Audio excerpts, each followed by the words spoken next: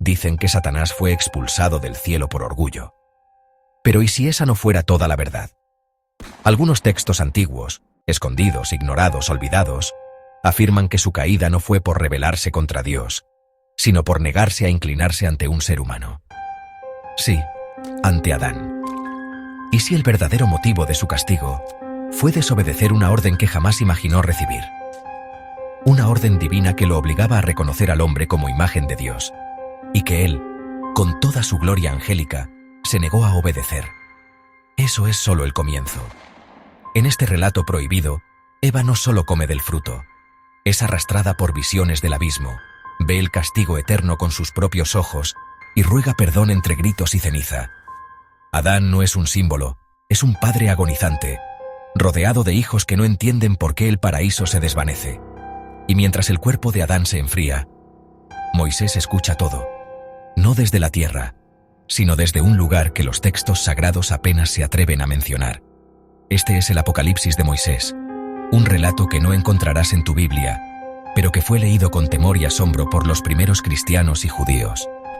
Hoy, desenterramos ese testimonio, y lo que vas a escuchar puede trastocar lo que creías saber sobre la caída, el pecado y el castigo eterno. En el principio, cuando todo era luz, los ángeles fueron convocados ante una nueva creación.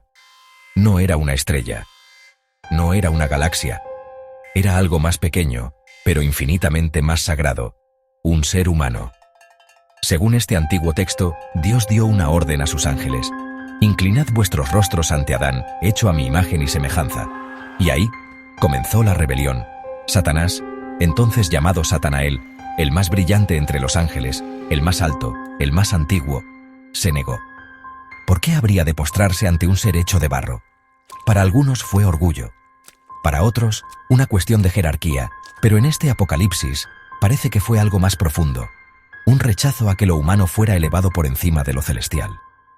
Un acto de desobediencia, no contra el Creador directamente, sino contra su plan más íntimo, el hombre como reflejo divino. Y así, en un instante que partió la historia del cielo, Satanael cayó. No por gritar, no por alzar el puño, sino por permanecer de pie, cuando debía haberse inclinado. Los ángeles que dudaron fueron arrojados con él, y el Edén, todavía fresco, ya estaba manchado por una sombra. Pero este relato plantea una pregunta que inquieta al alma. ¿Fue Satanás castigado por su rebeldía o por conocer un secreto sobre la humanidad que aún no entendemos? ¿Y si su negativa no fue odio, sino una advertencia? Adán y Eva ya no eran los mismos. El jardín, que una vez los había envuelto con su fulgor divino, comenzó a desvanecerse ante sus ojos. Pero lo más extraño no fue su expulsión, sino lo que ocurrió justo después. Según el Apocalipsis de Moisés, el Edén no desapareció, simplemente se ocultó, como si una gran cortina celeste hubiese descendido para taparlo del mundo humano. A los ojos del espíritu, el paraíso seguía brillando, pero para los ojos mortales ya no existía. Adán y Eva fueron llevados a una montaña al este del Edén, un lugar que, según el texto, fue testigo de un hecho imposible. Dios habló cara a cara con Adán por última vez. Lo reprendió, sí, pero también le reveló algo devastador y oculto por siglos. El alma de Eva sería perseguida por siglos por una presencia oscura que había nacido del engaño. ¿Qué significa eso? El texto da pistas ambiguas pero inquietantes. Eva no fue solo engañada, fue marcada. Una herida invisible quedó en su espíritu, y de esa herida surgiría siglos después una presencia hostil que volvería a tentar a la humanidad. Algunos estudiosos lo han comparado con un eco premonitorio de lo que después se llamaría la simiente de la serpiente. Y aquí ocurre uno de los fragmentos más perturbadores. Eva empieza a tener visiones nocturnas. Ve a un ángel de alas negras que la llama por su nombre. Pero no le habla con odio, sino con algo peor, compasión. Le dice: lo que tú perdiste, otros aún lucharán por recobrarlo, pero lo harán con sangre y fuego. ¿Era una advertencia, una profecía o un delirio causado por la culpa? Lo cierto es que esas visiones no eran normales. Adán también las escuchaba, y ambos sabían que no estaban solos. Desde que salieron del Edén, algo invisible los seguía. No era el Creador, ni el tentador, sino algo más silencioso. Una figura que no hablaba, pero que los observaba desde las sombras del alma. ¿Quién o qué era esa presencia? El texto no lo dice abiertamente, pero muchos interpretan esta figura como el comienzo del tiempo, el nacimiento del dolor humano, y quizás el primer susurro del juicio final. El tiempo comenzó a devorarlo todo.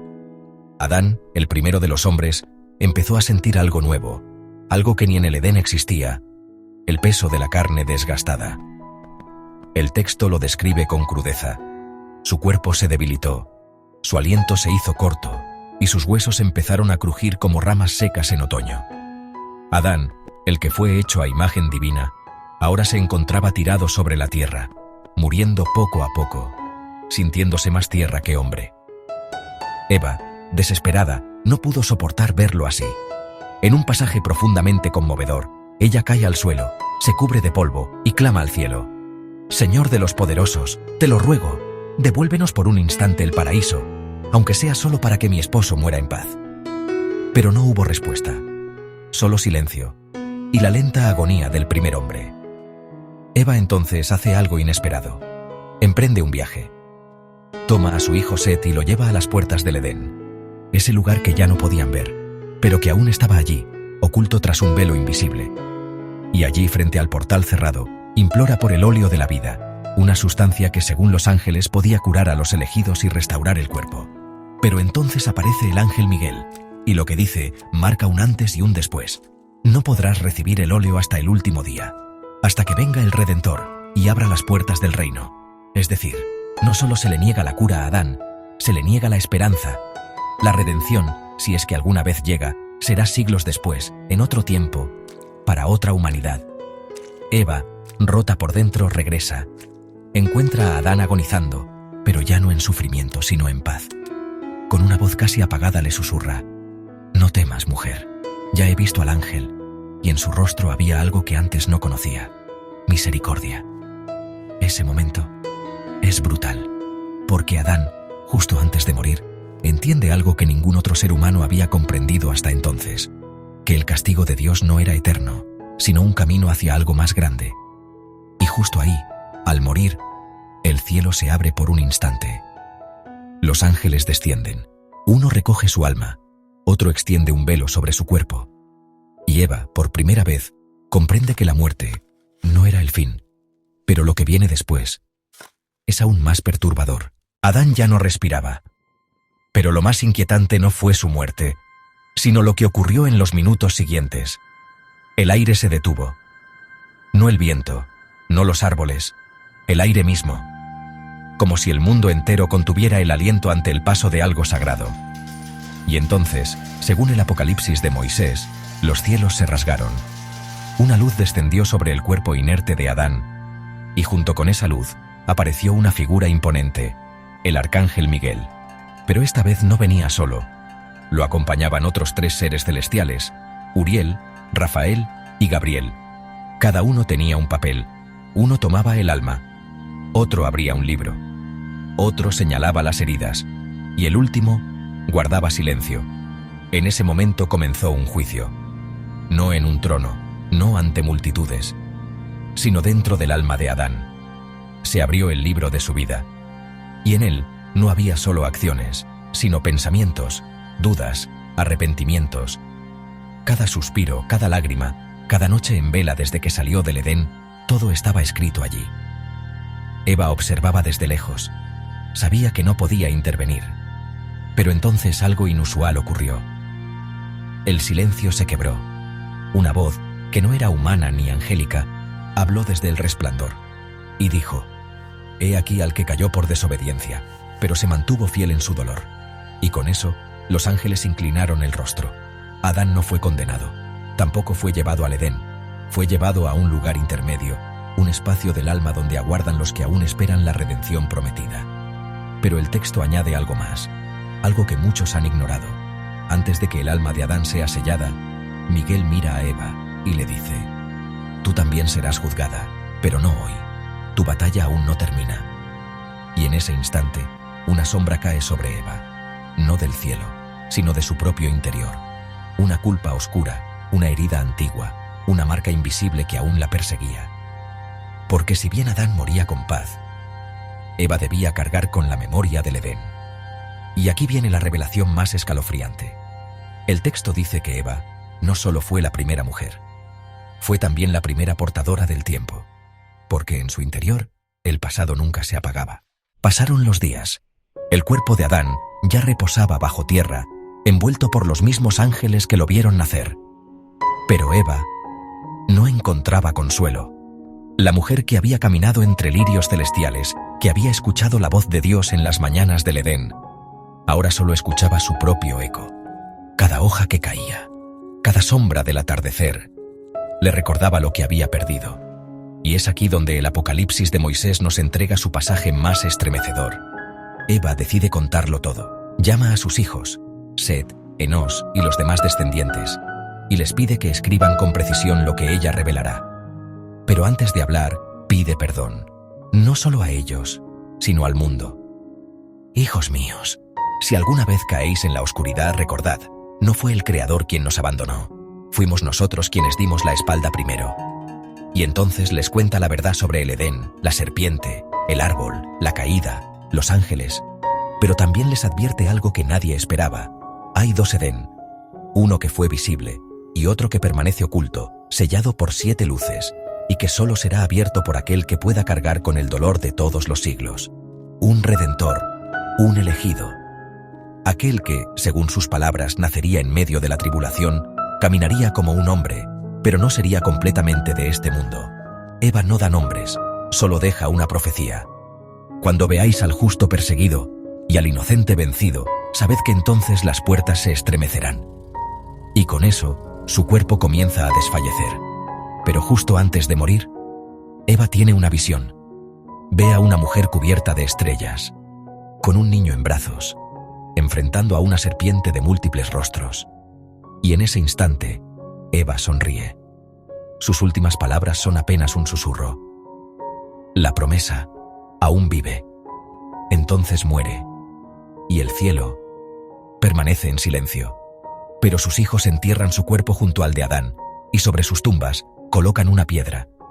Y esa piedra, según algunos antiguos textos hebreos, fue preservada durante generaciones, hasta llegar a Noé. Una piedra que contenía un mapa del alma, y un mensaje grabado en un lenguaje perdido, que solo el último podrá entender. Después de la muerte de Eva, algo cambió entre sus descendientes.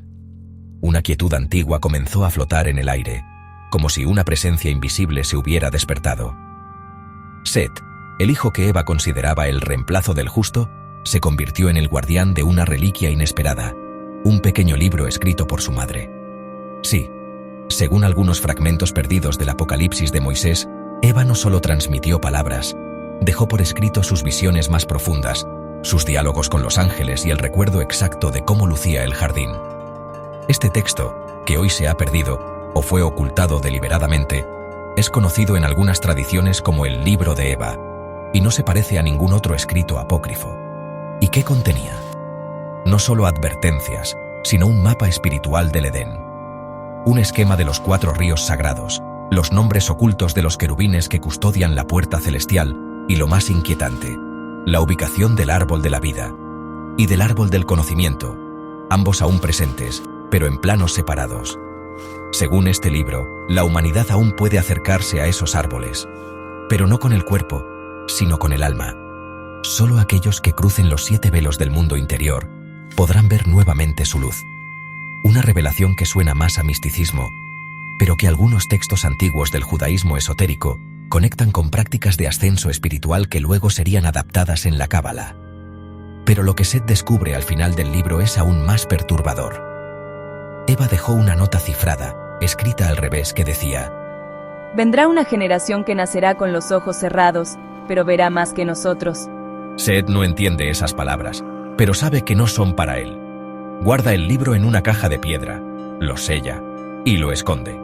Y se dice que siglos después, un hombre llamado Enoc, sí, el mismo que fue arrebatado sin ver la muerte, lo encontró y lo usó para escribir su propio testimonio, el que hoy conocemos como el Libro de Enoc.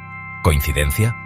¿O es que el Apocalipsis de Moisés es solo el primer fragmento de un conocimiento más profundo que ha sido entregado en partes, generación tras generación? Pasaron las generaciones. El Edén seguía velado, pero no olvidado. Los descendientes de Set comenzaron a experimentar algo extraño. Sueños repetidos, sombras que brillaban, y voces que no provenían del mundo, sino de dentro de ellos mismos. El Apocalipsis de Moisés habla aquí de los hijos del silencio, una línea secreta de hombres y mujeres que, aunque vivían entre los demás, conservaban un eco del paraíso en sus almas. No se adornaban con joyas ni se presentaban como sabios. Simplemente esperaban, pero esperaban algo específico, la restauración de lo que fue roto. Y fue entre ellos que, según el texto, surgieron los primeros vigilantes, no los ángeles caídos de Enoc, sino humanos iluminados por una chispa antigua. Personas capaces de recordar fragmentos del Edén con solo cerrar los ojos y de escuchar la voz de Eva como si aún hablara desde la tierra misma. Uno de ellos fue Mahalaleel, bisnieto de Set. Durante su vida, vio una luz descender sobre una colina sagrada y escuchó esta frase: Cuando la serpiente regrese, no será con colmillos, sino con palabras dulces. Esa revelación lo perturbó profundamente. Comenzó a escribir símbolos en piedras, enterrarlas en círculos y construir pequeños altares sin fuego. Estaba convencido de que la serpiente del Edén no había sido destruida, sino que había tomado otro rostro. Y entonces, siglos después, nació un hombre que heredó todas estas visiones, Noé. Pero antes de llegar a él, el texto lanza una advertencia escalofriante. Los que cargan la memoria del Edén también cargarán la maldición de verlo desaparecer. Porque la verdad era esta: cuanto más profundo era el recuerdo, más grande era el sufrimiento. Y aquellos que podían ver lo que otros no, también eran los primeros en ser perseguidos. Los hijos del silencio comenzaron a desaparecer uno a uno, hasta que solo quedó una línea viva, una que caminaría en medio del caos, hasta que las aguas cubrieran la tierra. El mundo se volvió oscuro, las generaciones se habían multiplicado, pero con ellas también se había multiplicado la violencia, la corrupción y el olvido. Los nombres de Adán y Eva se decían cada vez menos. El jardín era considerado un mito, y el libro dejado por Eva, una leyenda de locos. Solo uno recordaba: Noé. Según una versión alternativa conservada en un fragmento etíope del Apocalipsis de Moisés, Noé recibió en sueños la visita de un ser luminoso. No era un ángel, era Eva. Pero no como la mujer rota por la culpa, ni como la madre doliente. Apareció con un rostro sereno, rodeada de luz y con un símbolo en la frente, un círculo de fuego con 3 puntos oscuros. No salvarás solo a los tuyos, salvarás mi voz. En ese sueño, Eva le entrega un objeto, una pequeña caja de piedra. Dentro, grabado con una escritura ya perdida, estaba el texto original que ella había dictado a Set, el mismo que hablaba del árbol de la vida, de los 7 velos y del Redentor venidero. Cuando Noé despertó, recordaba cada palabra. Fue entonces que comenzó a construir el arca.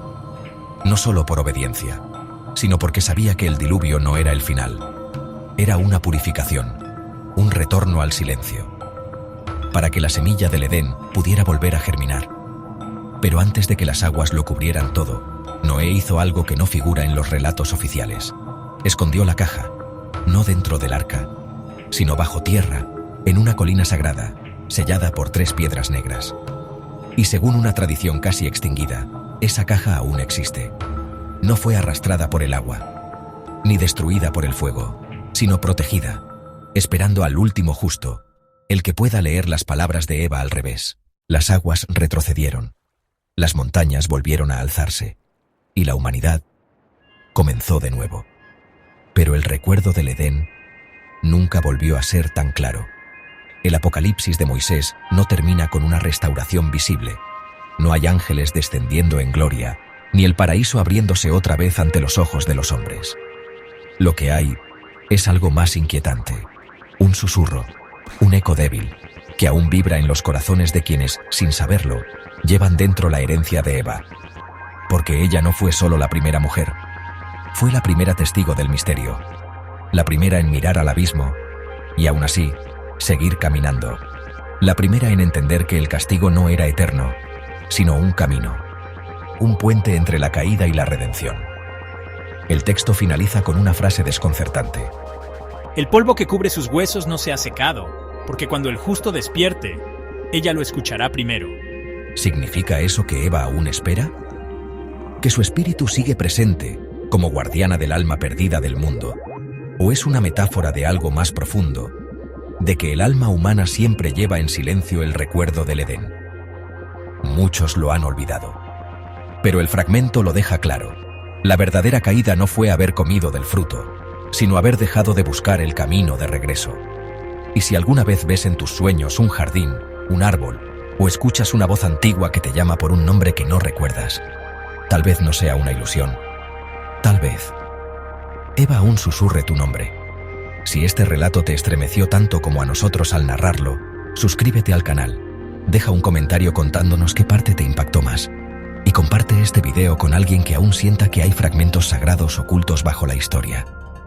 Y sobre todo, no te pierdas el próximo capítulo, porque exploraremos otro texto olvidado que quizás nunca debió salir a la luz.